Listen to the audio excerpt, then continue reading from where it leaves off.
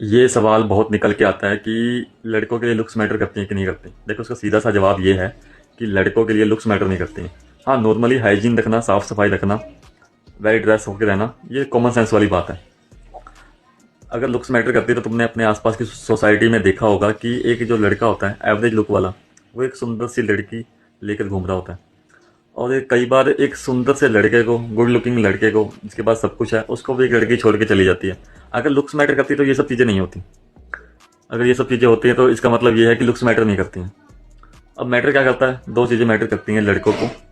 लड़कियों के केस में पहला है स्टेटस, कि सोसाइटी में तुम्हारा स्टेटस क्या है। देखो, मैं इसलिए लड़कों को कहता हूँ कि तुम अपने काम पे काम रखो, जिस तुम फील्ड में हो उसमें नंबर वन बनो।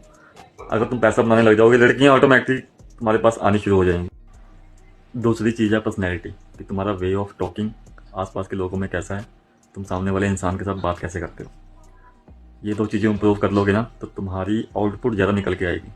अब तुम छाती के और बाजुओं के बाल ही काटते रहोगे, मुंह पे क्रीम ही लगाते रहोगे, परफ्यूम ही छिड़कते रहोगे बॉडी के ऊपर, तो उसकी कोई आउटपुट निकल के नहीं आएगी। अगर किसी लड़की की गोदी में, चाहे वो सलमान खान ही क्यों नहीं है, और सिर रख के रो रहा है ना, तो लड़की उसे चूतिया ही समझेगी।